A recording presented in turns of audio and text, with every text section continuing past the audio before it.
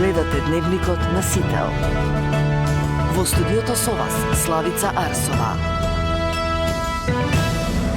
Добро вечер и добре дојдовте. На почеток на Дневникот ги гледаме настаните на денот. Челниците на ЕУ во Данска не договорија укинување на ветото за проширување дури ни во одговор на руската агресија во Украина. Дали ова беше последна шанса за Македонија? Последна седница на градот Скопје во овој состав. Дали заслужуваме или не знам, но поканети сме на мала закуска во фоајето. Кандидатите ветуваат инфраструктурни проекти, лидерите меѓу себе се обвинуваат за црна кампања. Дигитален идентитет и онлайн пристап до сите услуги. Визија презентирана на дигиталниот самит за Западен Балкан во Скопје. Прва затворска казна со електронска алка. 79 годишен белишанец 3 месеци ќе одлежува затвор во својот дом. Бројот на сомнителни кардиоинтервенции порасна на 23. Речи се секое второ дете во Македонија пуши. Експертите бараат построга контрола на продажбата на цигари и вејпови. За проектите и плановите за општина Карпош, што ново ќе понуди на политичката сцена, каков трансфер од приватен во јавен живот имаше и со кого е можна соработка во вториот круг од изборите. Во тема на денот ќе го прашам Сотир Лукровски, кандидат на ВМРО ДПМН за општина Карпош. Останете со нас, почнуваме со Дневник.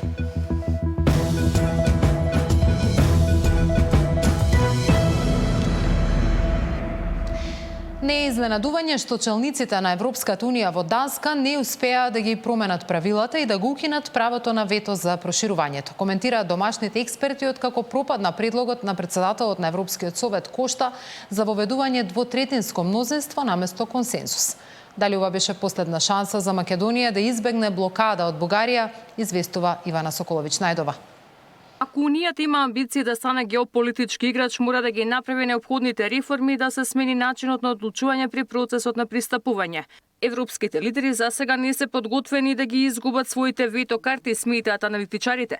Ваквиот став следува откако председателот на Европскиот совет Кошта понуди да ги промени правилата на Европската унија и наместо со едногласна одлука како што е во моментов, започнувањето на преговорите да се овозможи со квалификувано мнозинство.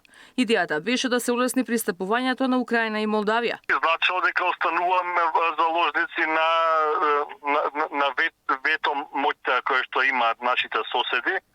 Секако дека Бугарија предничи тука во овој интерес, меѓутоа верувам дека и Грција не само кон Турција, туку и кон Албанија и кон нас од аспект на имплементација на Преспанскиот договор би сакала да задржи ваква вето моќ. За жал Македонија тука малку може да направи, може само да го чека исходот и да продолжи да лобира преку механизмите кои што се на располагање за оваа промена да се случи квалификувано мнозинство.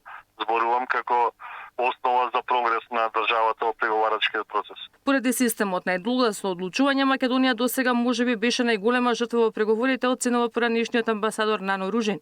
Проширувањето на Унијата е некако геополитизирано и во овој момент маргинализирано, бијаки никој не збора за проширување.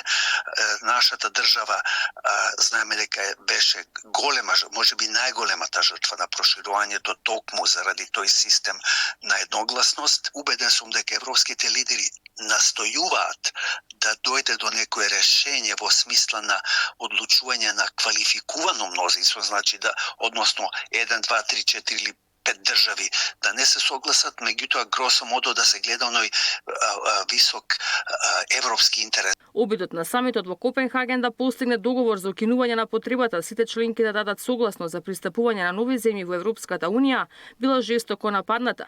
Спред пишувањата на Политико, предлогот на Кошта најшол на голем отпор од најголемите и најмукните земји на Европската унија како Унгарија, Германија, Франција и Италија, кои досега беа предпазливи во врска со проширувањето на Унијата. Загриженоста меѓу овие земји е дека со промена на правилата за пристапување тие исто така би ја ограничили сопствената можност да ги блокираат кандидатурите за членство што ги сметаат за проблематични. Например, грците да покажат дека може да одржат разговори за членството на Турција, исто како што бугарите сакаат да може да повлечат граница за Македонија, а хрватите да ја блокираат Србија. Високи дипломати на Европската унија порачале дека ако се спроведе гласање со квалификувано мнозинство да се поттикне процесот на пристапување напред, постои многу голем ризик процесот да биде екстремно политизиран.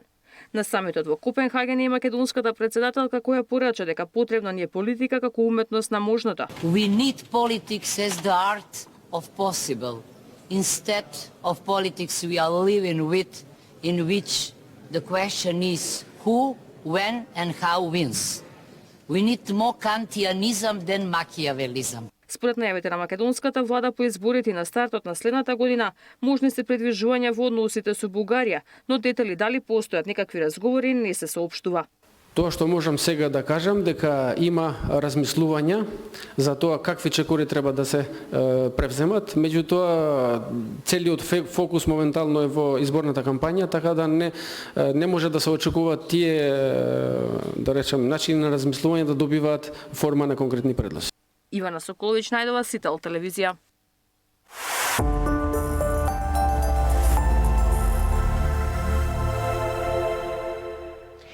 Последната седница на Советот на град Скопје во овој состав помина за помалку од 5 минути, без дебата и со само една точка – согласност за помали паралелки во средните училишта. Додека советниците гласа и потоа заминаа на коктел, пред истата улица протестираа работниците од фирмите Керки на Паркови и Зеленило, а градот и натаму тоне во несобрано ѓубре.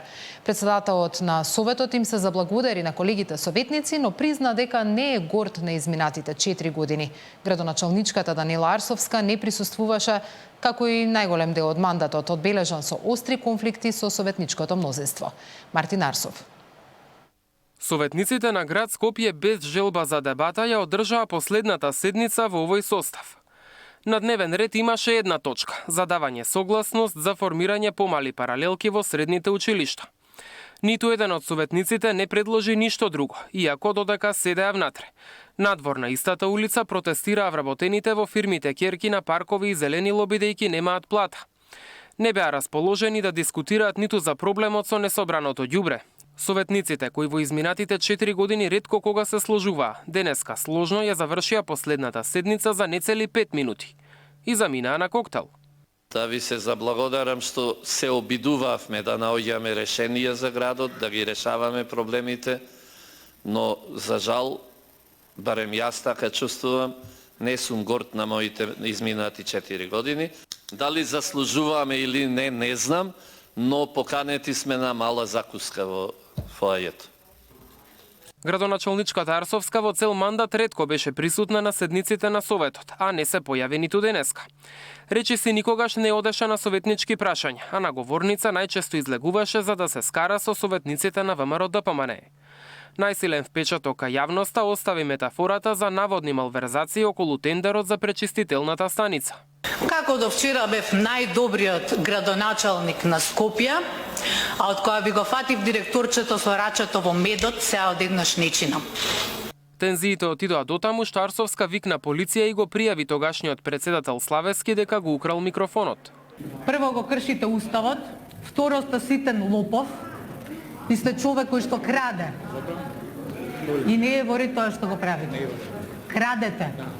Тој микрофон е собственост на градот Скопје. Имаме право да избереме на кој начин ќе се изјасниме. Не, јас тука Вие сте тука деспотитирани ни ништо повеќе. Во ред Хитлер сум, така, друго имате нешто. Во изминатите 4 години се одржаа 67 редовни и 20 вонредни седници на Советот. Итно се собираа откако ЈСП првпат во историјата престана да вози бидејќи вработените немаа плати. За штрајкот во комунална приватните превозници. Мартин Арсов, Сител телевизија. Кој нуди идеи, а кој води црна кампања? Првите 3 дена од предизборието поминуваат во меѓусебни обвинувања меѓу носителите на кампањите Мицкоски и Филипче. Мицкоски од Кавадарци синоќа тврдеше дека СДСМ нема понуда и игра на негативна реторика, додека Филипче од Куманово возврати дека опозицијата само посочува на лошите владини политики. Иако лидерите претходно ветија позитивен јавен говор, тоновите на терен засега се силно заострени. Кој води црна кампања, кој нуди проекти и идеи, кој зборува црна вистина, а кој пак нема со што да се пофали. Мицкоски и Филипче, носителите на изборните кампањи на двете најголеми партии ВМРО-ДПМН и СДСМ, во меѓусебни обвинувања за тоа како се одвива кампањата во првите 4 дена. Мицкоски синоќа од Кавадарци со порака до гласачите дека СДСМ нема изборна понуда, па наместо тоа користи црна кампања. Ние немаме златна ниту било каква виза за Дубај. Не возиме мотори по автопатите кај нашиот јужен сосед. Не коленичиме пред нашиот источен сосед, затоа што ние резервна татковина немаме. Наша единствена и како живот значајна е оваа наша Македонија. Тие од првиот ден започнуваат со тешка, црна, негативна кампања и водат кампања која што е најчесто ад хоминем полна со ниски страсти. Со празни и дрски говори, настапи без идеи и најави за раст и развој. Тие се надпреваруваат кој полошо да каже и да ја навреди државата и народот во Македонија. Реагираат и од Социјалистичката партија за опозицијската кампања. Филипче пак од Куманово возвраќа дека опозицијата само опоменува за лошите владеачки политики. Не знам кај и во што ја гледа премиерот црната кампања. Еве он посегнува сега, го слушам вчера, повторно тие нивни напади, конструкции, измислени приказни, Дубај, авиони, станови, камиони и така натаму. Океј, јасно е, човекот нема што да каже, нема ниту една исполнета витоење, нема ниту еден проект со кој што може да се пофали и посегнува по тоа. Ние не водиме црна кампања, ние кажуваме црната вистина во државата, која што дое како резултат на неговите политики. Ете тоа, ние го правиме во овој момент. Заострената реторика на политичарите беше забележителна уште пред официјалниот почеток на кампањата, но тие ветија дека во предизборието ќе практикуваат позитивен јавен говор и изборна понуда за привлекување на гласачите. Катерина Нешкова, Сител телевизија.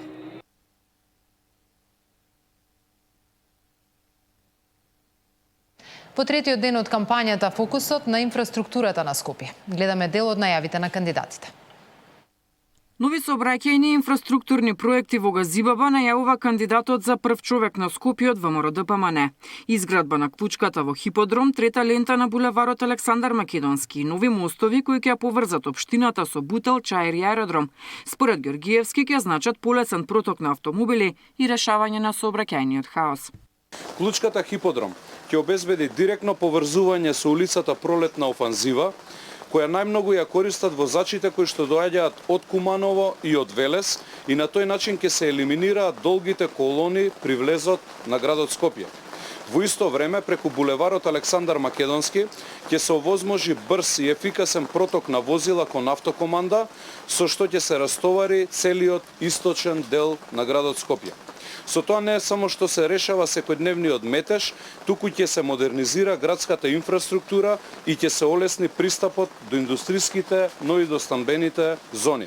Кандидатката на СДСМ пак денеска ги презентираше најважните 20 проекти од програмата и Шукова најавува 10 сообраќајни проекти за решавање на метежот, нови мостови, нови еколошки автобуси и дигитализација на ЈСП.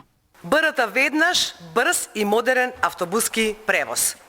Скопје одамна чека вистински јавен превоз.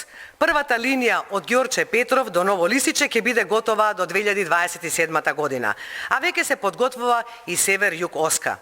Воведуваме интегриран билетен систем и приоритетни ленти, а нов мост Влае Карпош 4 со 6 ленти и патеки за пешаци и велосипеди ќе го направи транспортот побрз и поеколошки.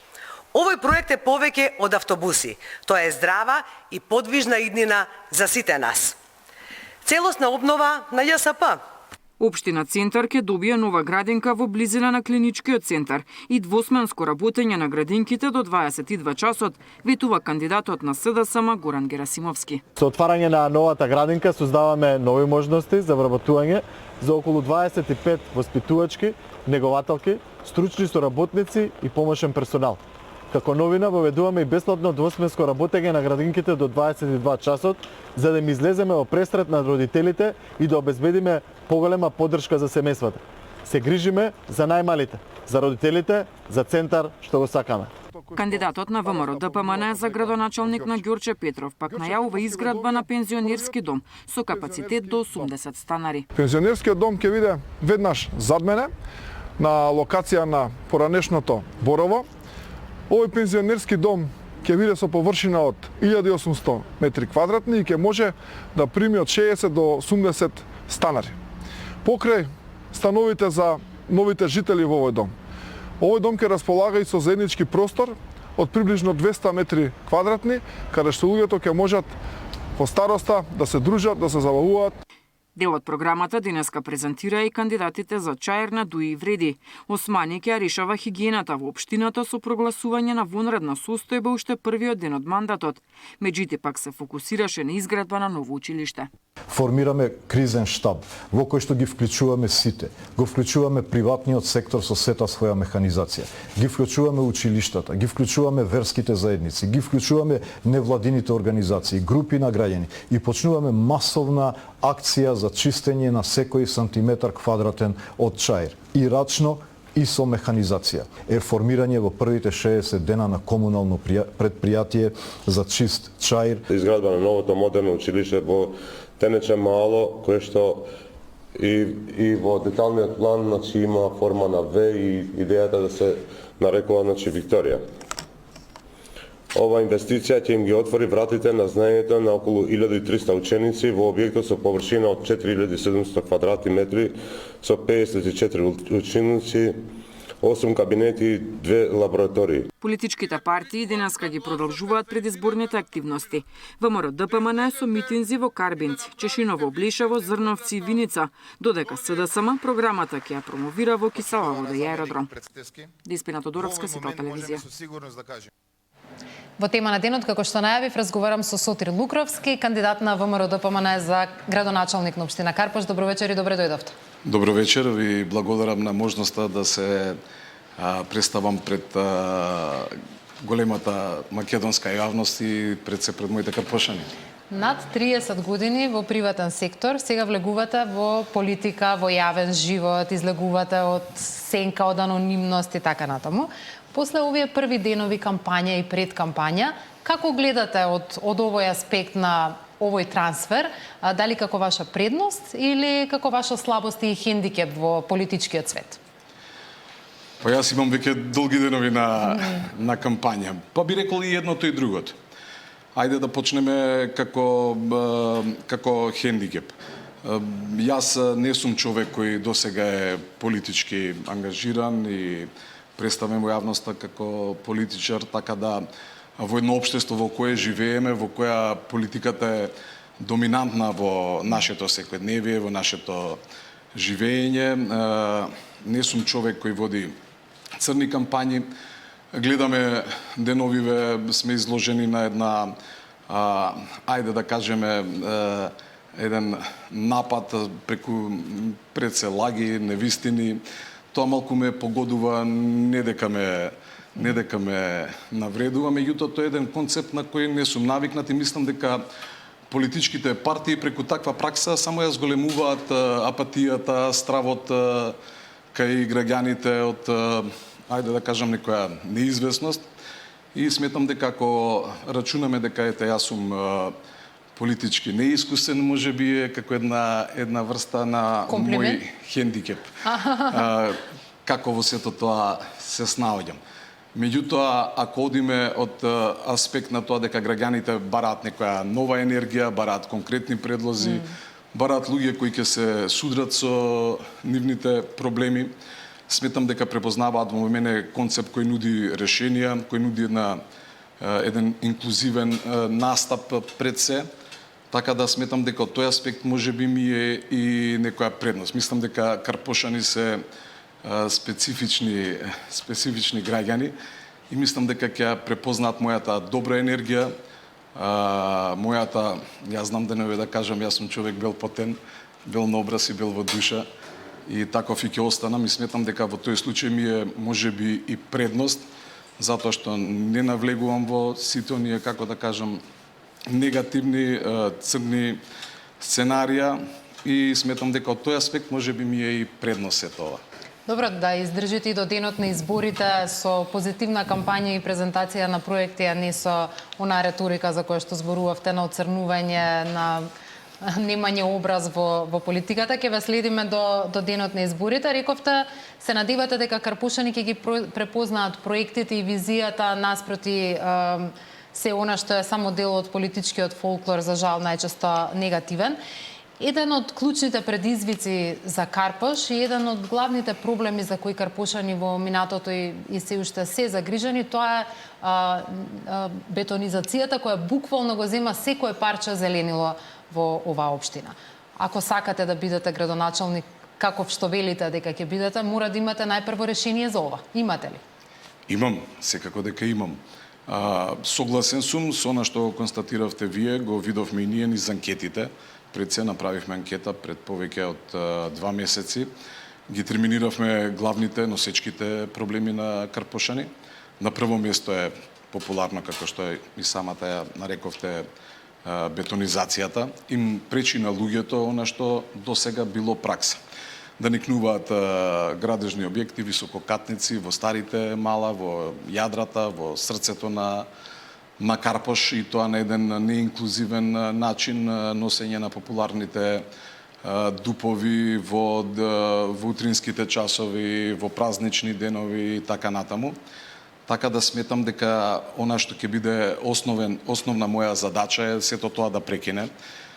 Јас ветувам дека ќе направиме ревизија, едно преиспитување на сите постоечки дупови.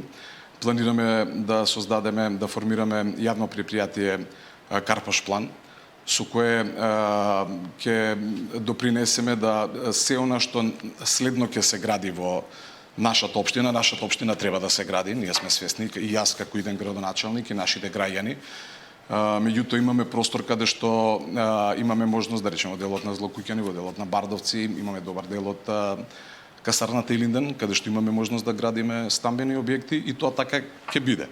Преку ова предпријатие кое го споменав, ќе отвориме диалог со граѓаните. Јас овие денови сум постојано на терен, знам веќе што им пречи, ги терминирам оние сите постоечки негодувања, барања, така да ќе гледаме да направиме градба која во иднина ќе допринесе да поред градбата да имаме и скверови, да имаме зеленило, да имаме решение за паркинг просторот. Пред се паркингот е огромен проблем во Карпош. Вие ветувате 600 нови паркинг места, колку што можев да забележам во вашата програма. Каде и како ќе го решите овој проблем, затоа што е навистина сериозен проблем за Карпоша? Така. Само ќе ми дадете уште еден момент, дека во функција на и задача на она предпријатие кое го спомнав, Карпош план, ќе бидат и легализациите.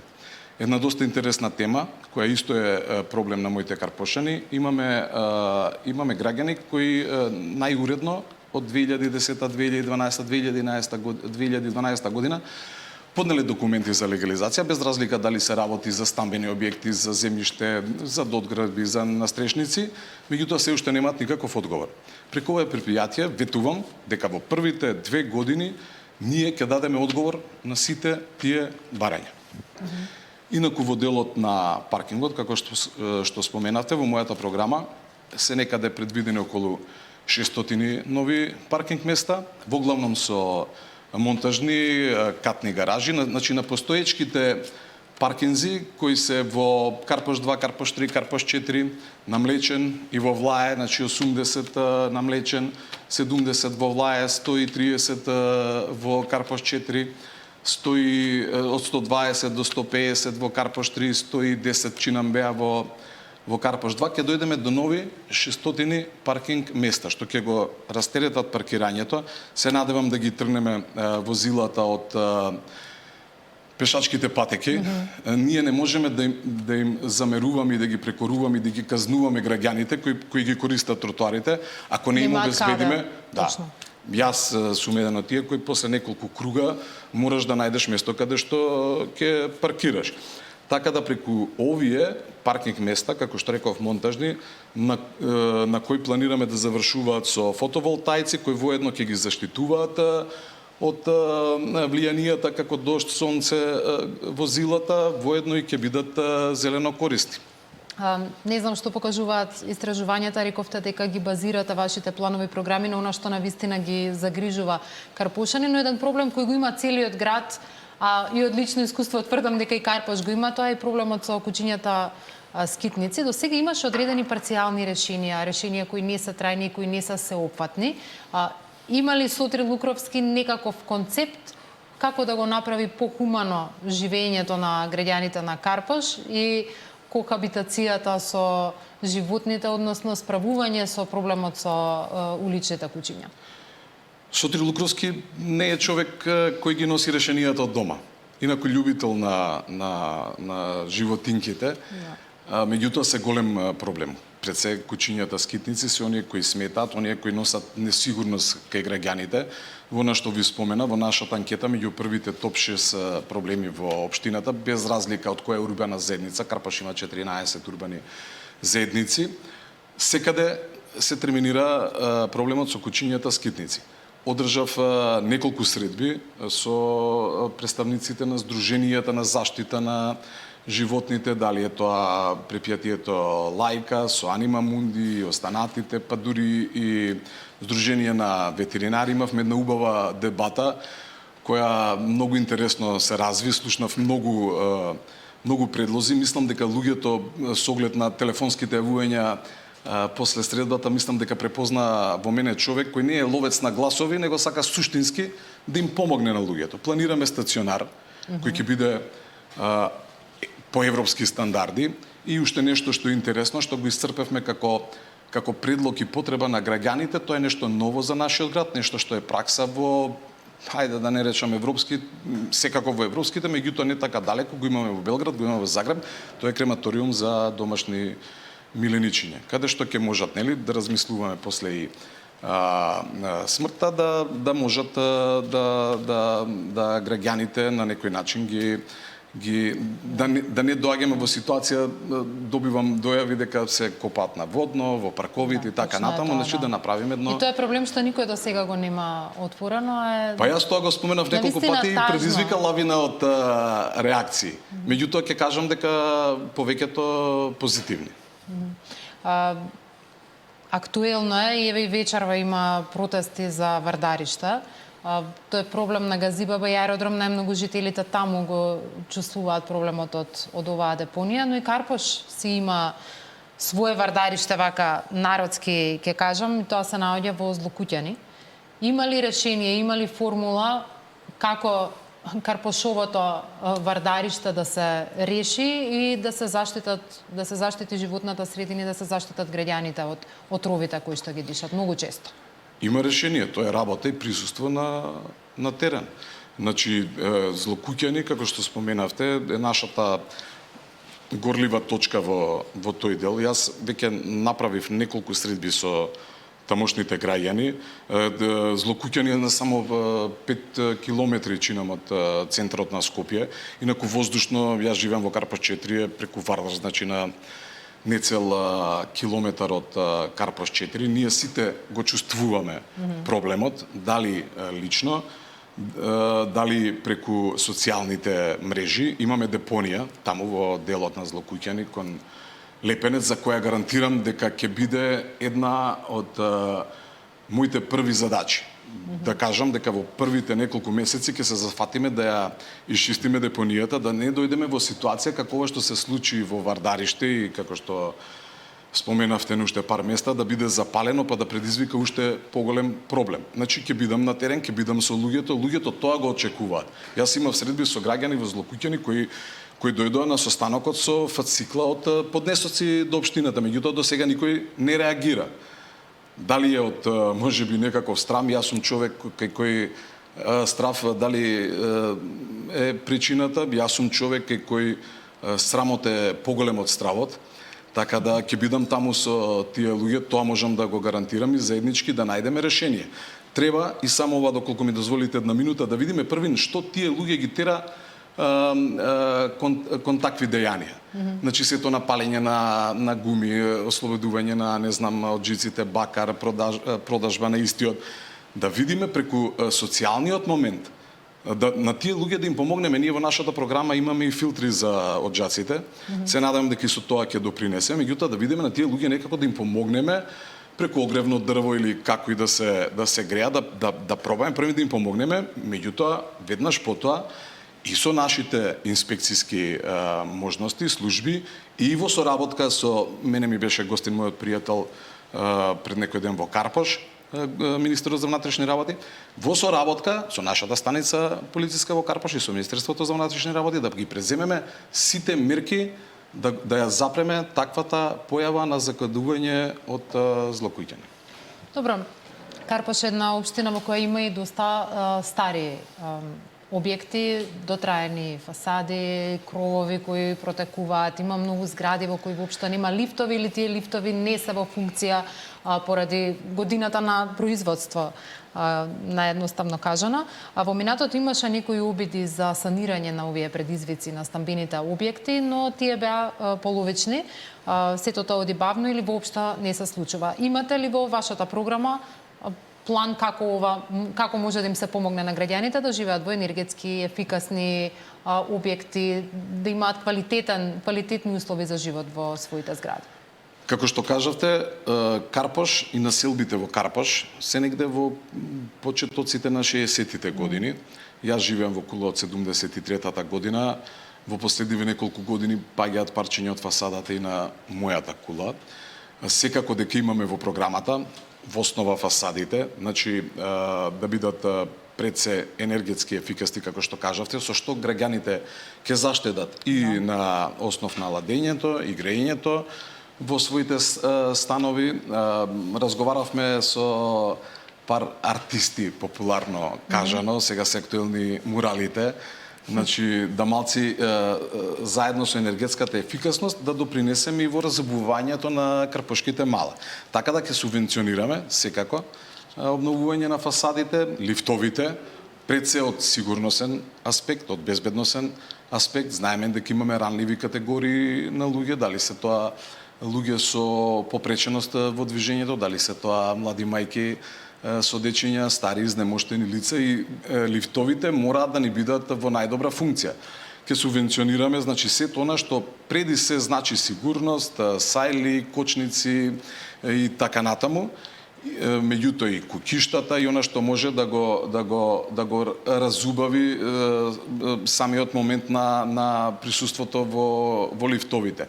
Размислуваме и за субвенционирање и помош на станарите при одредени шифрарници. Ни се појавува во ова анкета и безбедноста како проблем, така да преку субвенционирањето на шифрарници во лифтовите да спречиме несакани посетители да влегуваат во кулите, со што ќе допринесеме за безбедноста, за безбедно чувство на граѓаните на општина Карпош. Добро, на почетокот рековте дека политиката може би не ви е првиот јазик или не ви е мајчин јазик. Добро сте ги совладале основите, морам да признам, во овие долги месеци во кои веќе сте активен и вклучен. Морам за крај она што е баш политичко, тоа се калкулациите и математиките што на денот на изборите.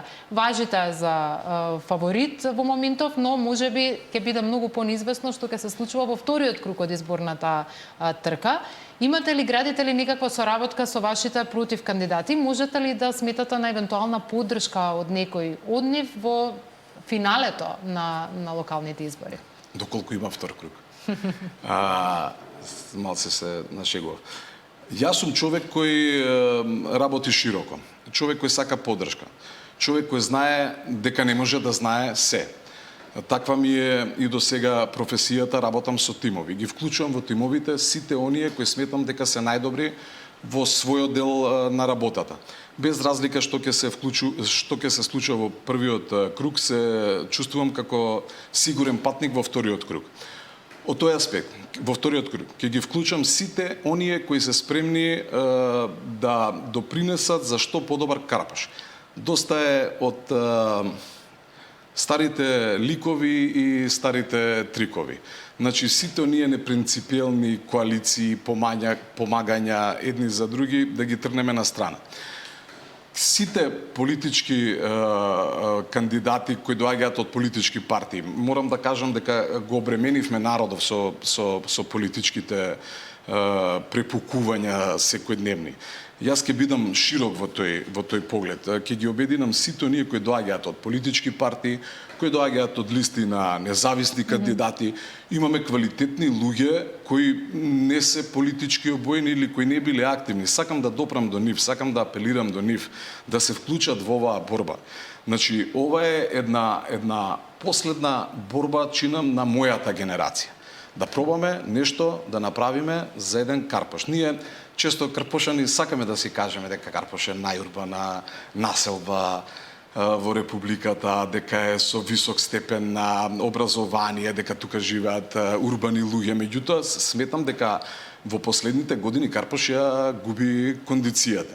Сега сретнуваме слогани деновиве од луѓе кои години допринесуваат во оваа лоша кондиција, слогани да го спасиме Карпош. Од кого да го спасиме Карпош, да го спасиме Карпош од истите, би рекол јас, кои низ изминативе години ни го распродадоа Карпош. Сотир е оној кој нема да прави непринципелни коалиции, кој ќе биде само во коалиција со граѓаните, кој ќе го слуша мислењето на граѓаните, а сите оние кои ќе сакаат да помогнат се добре дојдени во борбата. Сотир Лукровски, во тема на денот ви благодарам многу за вечерашното представување. Ви благодарам и вам.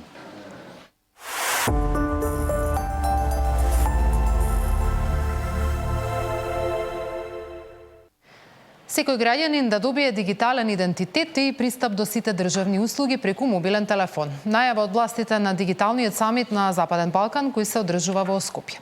Регионалните бројки се ниски. 31% користат e-банкарство, 36% онлайн купување, но само 20% ги користат владините e-услуги. На самитот се очекува и декларација за бесплатен роаминг со Европската унија.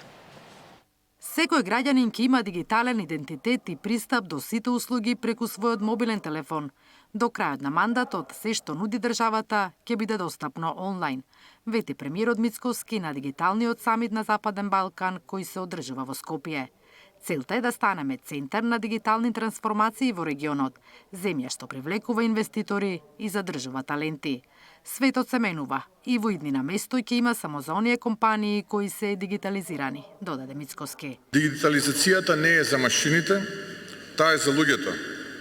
Таа е за мајката која сака побрзо да го запише своето дете во градинка, за пензионерот кој сака лесно да ја добие својата пензија, за студентот кој сака пристап до знаење и книги онлайн, за секој граѓанин кој сака да ја чувствува државата како пријател, а не како противник. Технологијата треба да служи на човекот, а не обратно. Тоа е наша цел. Нашата визија е држава која ќе биде целосно дигитална, транспарентна и ефикасна. Земјите од Западен Балкан заостануваат во користењето услуги онлайн во споредба со членките на Унијата. Ако сакаме да држиме чекор со нив, мора да се менуваме. The numbers tell the story. 31% of citizens across the Western Balkan use online banking. 36% shop online. 27% access to digital education. But only 20% use government services. We must do better. That is why the Western Balkan 6 joint statement on digital identity wallets and trust services is so important. На самитот се очекува да се потпише заедничка декларација, со која на земјите од регионот ќе им се дозволи бесплатен роаминг и во Европската унија. Но за тоа ќе треба да се исполнат одредени услови, кои ги побара Европската комисија. Министерот за дигитална трансформација веќе изјави дека нашата земја најголем дел од задачите ги сработи, а до крајот на годината во целост ќе го исполни она што го бара Брисел. Наташа Мерсовска, Сител телевизија.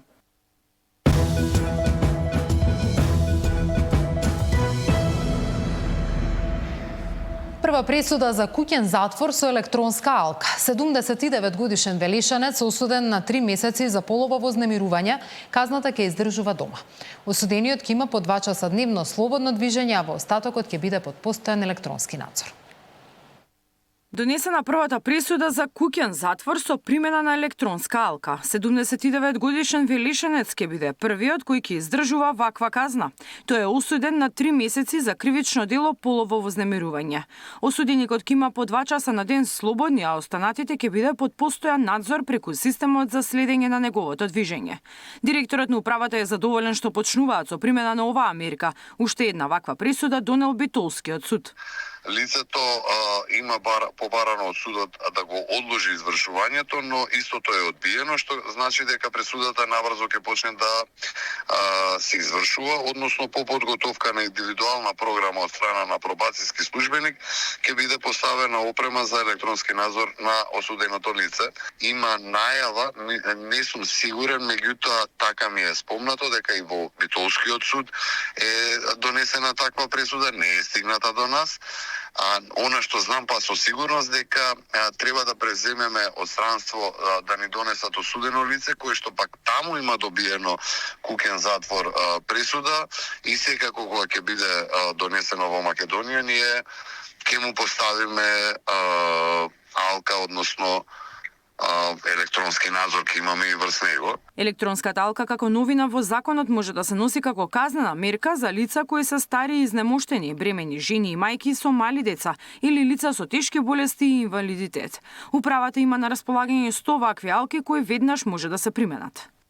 Ние имаме обучени оделение за електронски надзор, обучени луѓе, имаме и софтвер и опрема, имаме 100 алки во функција. Меѓутоа, имаме и 300 во резерва, кои што ако дојдеме ние на бројка да се во функција 80-90, ќе ставиме повторно нови 100. Електронските алки се воведоа за да се намали притисокот во казнено-поправните домови и е согласно меѓународните практики. Со оваа мерка државата ќе заштеди дневно по 2000 денари од еден затвореник, а дополнително ќе има посоодветни услови во затворите кои функционираат со препон капацитет. Во државата има околу 2300 затвореници и околу 400 притвореници. Мирјана Давидовска, Сител телевизија.